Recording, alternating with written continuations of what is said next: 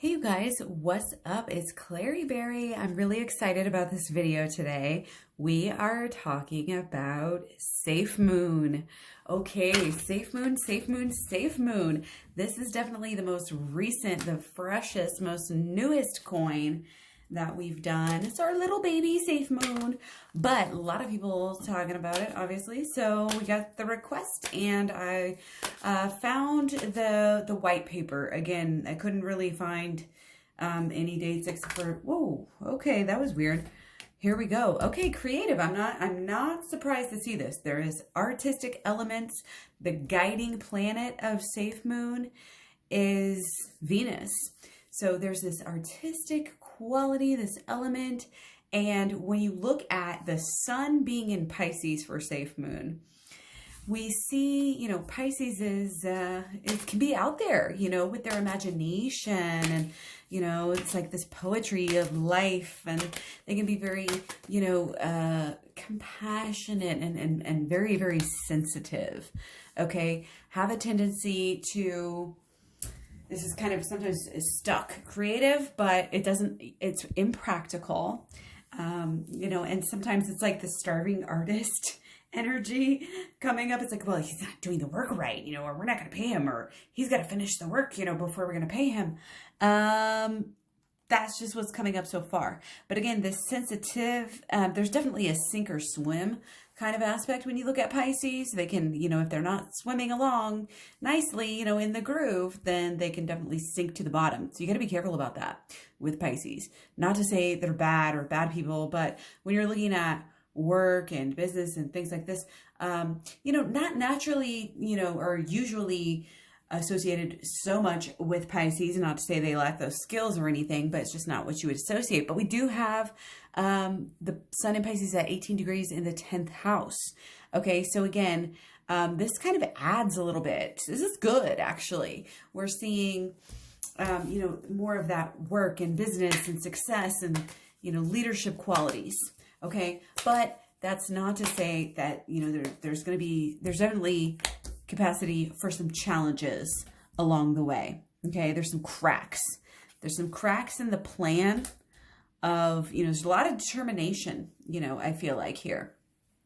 Let's talk about the moon. The moon is in Capricorn, which again, Capricorn we see more of. We definitely see when we're looking at coins, guys, I want you to think about the themes. And I've talked about in at least one of the videos about like the four elements, here of the tarot, of the holistic law of attraction, which I have a playlist on if you're interested in that sort of thing. But you get to know kind of the journey of the creation process, and it whether we're paying attention to it, it's happening. And it starts off with, the mental and the emotional, and these are the kind of inner aspects. These are, when we're creating something, it hasn't happened yet on the outside. So when you're looking at the outer, the more extroverted of the elements, you would have your wands for fire, of course, burning, fiery. And then you have your coins, okay, which is more of the results, that's why it's coins, is that it's, what you get. You get paid, you get, all your thinking, all your emotions is paying off. Your actions, which is your wands, is now paying off. And now you've got a result. That is how we know, again, that the external coins, and really I'm just noticing a pattern. I feel like with Bitcoin, if you put the fire and the earth together, is the predominance of the chart. Same thing with ETH, same thing with ADA. These are good things to see. And yeah, the predominance is more of definitely the inner, the intellectual. It's very intellectual here. There's a lot of air and water, and it just isn't. I just don't feel like just that alone is a little bit of a red flag to me. It's not saying it's huge or a killer, because there's a lot of good still, I think, in this chart. And again, it's one of those things like on some level, some people can make money off of anything.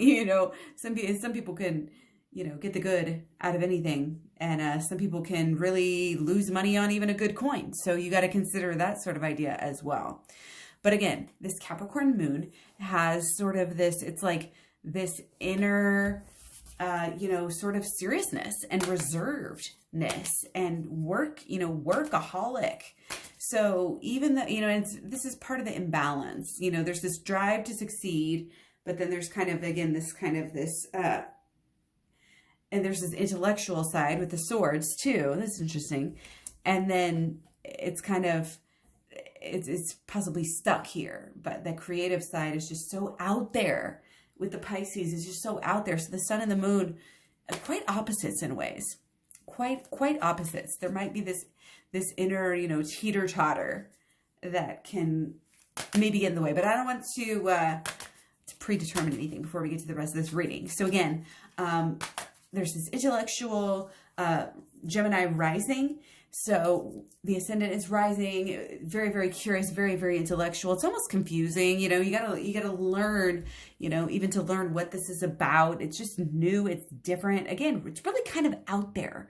Okay. And that's also a theme that we have, not just with, what we talked about so far, but even more. And we'll get there. But again, artistic element coming through with that guiding planet of Venus. We've got a North Node in Gemini in the 12th house. This can have some positive elements, but also it does have a possibility of cracking under pressure. Okay, this is that being a little bit sensitive. We have our water, and yeah, let's see how this plays out here. So again, sink or swim popping up with this 12th house. It's almost this tendency to rush things coming back up here. See how these play out next to each other. Yeah, definitely getting sinking here. Sink, trying to swim, possible sinkage. Okay, cracking under pressure. I mean, that's just what we have. The Pisces midheaven, again, I mean, it's the sun of the midheaven is going to be the same, but we have, the Pisces midheaven. It's just so sensitive. It's just so, it's going to try to do its thing. It's going to try to succeed, but it needs to stay protected here. And I'm not sure if that's possible, seeing about how that came across, but, it's just so susceptible to outside sources. So, you may see it's influenced, again, by outside sources. But if anything spooks it or scares it, it's easily spooked, all up in the emotions, like overly, it's like overly emotional for a coin. But we apply these sorts of words and ways of thinking about it, and again, this lack of practicality, a lot of idealism, again, kind of that artist that's trying to convey something, but is it coming across? Okay, guys, I do want to say, when I first started looking into this, I got really excited. But again, I kind of just, once I came to make the video, as opposed to just researching it, and I started actually, taking my notes, it's like, okay, I don't know if this is as good as I thought initially. And that also goes with, that also means something. Okay, just the way that I react to it. And it says a lot, because that's what a lot of people do. They're like, oh, yeah, it's a safe coin. Very likable at first. And then you get to know it and you're like, No, I'm still not the worst coin. I don't know if this is the worst coin we've done. Okay, so let's look at the Sun square ascendant.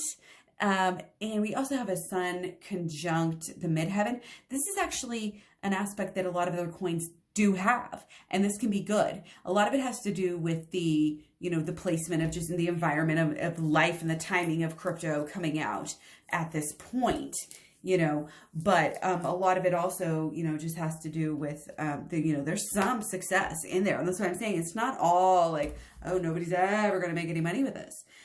But we don't see, with any of the other coins that I've done, you don't see a lot of moon aspects.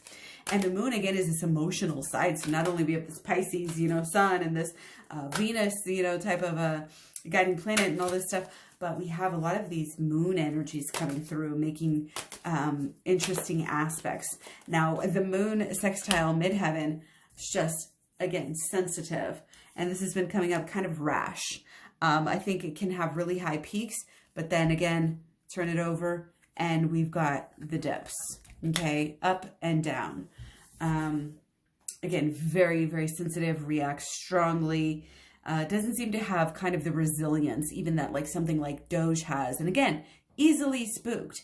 Again, I think this has to do with people having less of a understanding. People are just trying to rush in, and a lot of people are just trying to make money. And again, there's this kind of balance that I think is going to have to come to fruition at some point.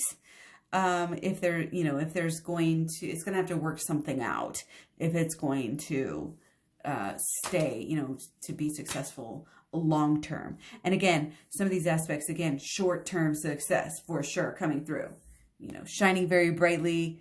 But again, wait, just be careful, because when it gets spooked, it's going to go straight down. Okay. As we've seen. And again, another moon aspect, I skipped over this. Yeah, we had moon with in conjunct the rising ascendant. And this is strong reactions. We've already talked about this, but I'm emphasizing the theme here. Reactions, sensitivity. There's some self-doubt coming through. Do I really, am I worth it? Okay. And inner security issues. There's definitely some rash. There is some yang energy. It's not all inner. There's some positive Venus aspects. Venus square ascendant is, this kind of bubbly, positive, likable trait. Kind of tends to, again, be kind of that friendly, Gemini, it's kind of a, Geminis are very social butterflies. Like, they attract a lot of different people from different walks of life.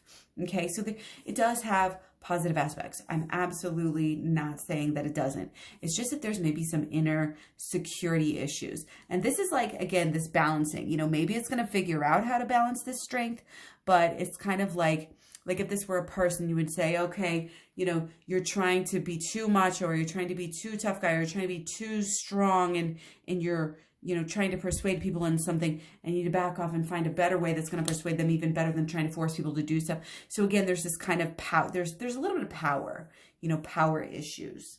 Okay. A little bit overall, just kind of summarizing a lot of aspects and themes that I've seen, because just for time wise, there's a little bit of kind of like a less of a business and more of an almost theatrical, arts, entertainment, humanities type of a aspect. And guys, there's these aspects that just keep bringing up these creative talents. And I'm like, almost like not seeing it, but again, it could be this kind of misunderstood energy. And also there is this kind of almost some changing energy. And there is this, okay, we do have a positive aspect here with the Jupiter trine ascendant. Okay, a lot of information, okay, going through, crave success. And honestly, with this aspect, success is probable, okay, probable, okay. Again, can be very spontaneous, but there is also this lazy, misguided, unrealistic, lacking discipline. Lacking discipline is a big theme. Being lazy and lacking discipline came up in numerous aspects. Making big plans, like this out of touch artist just making these big plans, wants to go to the sky, but there's no, there's this lack of practicality making things work, because it's only practical on the inside. And I think it kind of has a problem getting across. It's perceived, again, more with this ascendant as being this, it is perceived as being intellectual, but it's almost, again, it's like too much. It's too much. And it's kind of like, how do we get that across? I think it comes across to some people, that, oh, this could work, this is real, this is practical. Okay. But again, there's just so much energy where I don't think that's how it's perceived. This ascendance and the path is just, a lot of it, again, is just unrealistic, idealistic. And then you have coming along, you have Saturn trine ascendant. So there's some possible, again, it's almost like, yeah, we got some struggles here. We got some, again, not coming across the right way. You're restrained, kind of bogged down. Now we do have there, again, this can be read a couple different ways because we do have our peaks. Again, we have our peaks and we have our issues, but this can actually be kind of commanding. And again, even though it's coming across as maybe dry and boring, there is a fair aspect that we say didn't have with, say, XRP.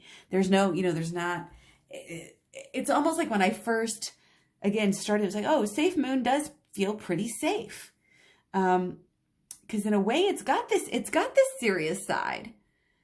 And again, these trines can be more lazy, but okay. And then, guys, this is all over the place, though. We have Uranus sextile midheaven. Okay, so when these types of when people with this aspect, here are young, it's like they're kind of oddball goofballs. Okay, and see the cards are coming across like opposite of everything that I say, or late.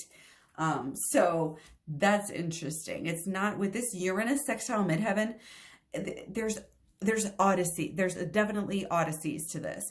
There's this oddball sort of imagery, and that's, I think, kind of throughout their life. Okay. They might be even getting more into this. Safemoon might get more into kind of, I want to say, like figuring itself out. And again, that might be the people figuring out how it works better after not knowing, and maybe needing, really needing to kind of, again, practically understand. And it may find it if it can find this niche. And again, it might be that a certain type of people will end up kind of claiming this. I could see it going that way, but it's like during its life, there's going to be this kind of wild, fresh, new, different, kind of either utility or perception, around this, but it's going to be something with the environment too. This is really interesting. The way that I think it's the way that it's perceived here is going to change. Okay, I think people might realize, possibly realize the beauty of what is being created there. Okay, because I'm not getting that it's like a lot of, I don't know, the lazy part. How do you translate that for a coin? Is it slow? Is it just, it's almost like maybe there might be able to not follow through, and crack under pressure, like we said earlier. But let's keep going here. Let's focus. We've got Neptune square ascendant. So again, we have this sort of upside down white horse. Again, good intentions, but there's something wrong with this drive. And if we remember before, we talked about the there's a little bit of a, I don't know if we talked about it before, but we'll talk about it again. A little bit of, well, we talked about the idealism, but this can also be that fragmented, almost confusion. It can be the lazy, possible here, fear, and like, again, miscalculating things, miscalculating itself. That sensitivity comes up again in Neptune conjunct midheaven. Could definitely be some oppositions, or no, excuse me, that's opportunities. There is this balance of, if we can get over this hump, if we can do this good, then we can have, there's challenges, but there's definitely opportunities for it to actually work. Even though, again, there's kind of this confusion, and it could be this possible confusion about how do we use this? Confusion about how does this work, or how do I, what is the utility of this? Does it have utility? Is this a good idea or not? Again, it's just so different. It's so out there. It's not your average coin on any way, shape, or form. And there's also this theme where if I think people can use this for a good cause, for a good, if we can get some charity, some philanthropy in here, then you'll see it be successful. Okay. If we don't see anything like that, then I'm guessing probably not. I think there's room for some of these projects to grow and to be used in different ways. This is, astrology isn't for sure, one or the other. There's potential here. Did you hear how hard it was for me to say that? No, okay, no shade, no shade. Like I said, this is, in a way, I don't know if I could even say it's better than I thought, because, kind of somewhat what I expected, but, it's interesting. And again, then there's a couple of aspects, again, with kind of those same out of touch, you're trying so hard, but it's not translating. Again, we had the cracks in our communication. There's this confusion, again, this aspect. We have the North Node conjunct ascendant as well. Now, this can be good. This creative energy, it's self-transforming, can transform itself to ride the trends, stay popular. It may be superficial, but it's working and it's getting you somewhere. Okay. Now, this can also be some blockages. Okay. Possible blockages, possible long-term lack of growth. Okay, may get some dips early and then fade out. Okay, possibility. Changes with the trends. Now we do have, I want to pull everything in to go real clear on these last couple of things. So we have the North Nodes also square the midheaven. Now this is misfortune. Okay, this is definitely professional blockages. This is lack of recognition, but this is kind of that giving card, kind of that social graces. Is it going to be able to pull something out and do some good? We get the moon again. We got to look at that. We're going to clarify it in a minute. There's kind of this projection. It's like, oh, is somebody else stealing my thunder? Is somebody else stealing my, there's a fear. There's a subconscious issue here. There's some professional blockages. Guys, again, this is water. This is this moon. This is emotional. And again, and a lot of Neptune, that energy just, it's so-so. It's sideways. It's flat. And it's kind of like, does it give all it has? Is it giving away everything? I don't know. We're pulling that out. Again, it was professional blockages. There's a lack of recognition. I feel like it's got a good heart. It's got a good heart, but there's also this possibility that it can maybe be this good messenger. It can overcome the challenges, overcome the poor timing, overcome the restrictions. And guys, one of the most interesting things that we have is the sun square the North Node. There's sacrifice, again, hardships. It will be slowed down. It will have blockages in the road, okay? Will it survive? That's the conversation we're having with this coin, with Safemoon. Will it survive? There's a tiny bit of leadership. There's a tiny bit of flashiness, and it comes in the beginning of the reading. And here, let's look at this. We have, again, that North Node square midheaven. Oh, the environment, again, the environment's just not right. It's just a little too late. It's just a little, and it really could speak to ending up with a very humble position. It speaks to having it all and losing it, whether it was a past life or early on in its life. Guys, this is not a long-term pick. Water, water, water. We do have, though, kind of this never-ending, okay, we're going to have these dips, and this just feels like low. I don't know. We could read this in different ways. Let's look at the Saturn in Aquarius in the 8th house, okay? This is the intellectual side. Yeah, we got power challenges with this Saturn in the 8th house of Aquarius, guys. It's too out there. This is the Aquarius card too. That's interesting. Again, we have this, it's very intellectual, there's power there, but there's power struggles. And again, you see the up and the down, more of a positive. We have our coins, we have our strong, stable, But again, there's almost a flatness. The philanthropy is its only hope. Somehow they've got to figure out how to do good with this coin. Otherwise, it's all an ego thing, and it's like got to learn this lesson again that it hasn't learned in its, past lives, about slowing down, about realizing what matters, in life. If it was a person, and that equates to, it's like when you get out of your corporate job, which, like, I feel like crypto, is, and I'm not meaning this corporate in a bad way. I'm talking about money, business. You're in the business, you're in the money, you're making money, and you give it up so you can go, mooch off of a farm and be lazy. Like, that's the energy that we have surrounding this coin. Getting out of the business game and out of the fame game, out of the fame chasing game, having to deal with these karmic obstacles.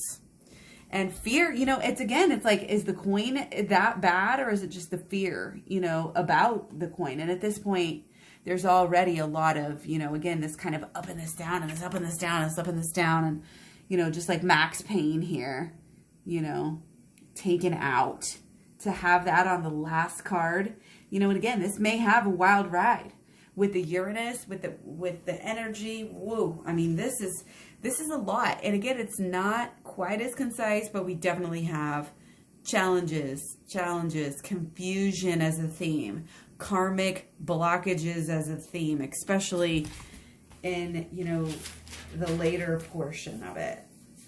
I think that it's going to be, again, more money's going to be made up on the first, the early parts, because it's kind of this, again, this starting that project and then not being able to finish it, getting overwhelmed.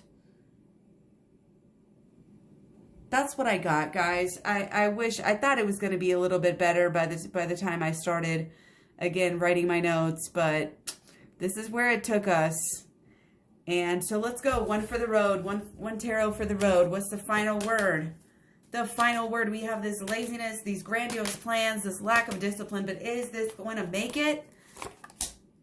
Oh, we got milestones. Okay, I'm getting that it's relative. Is it going to make it? It may not go to 0 ever, but the milestones may not necessarily be as obvious, or, quite what it wanted, quite what everybody wanted.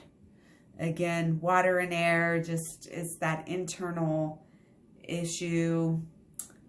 It's got smarts. There's the, smart, I think there's smart people with it.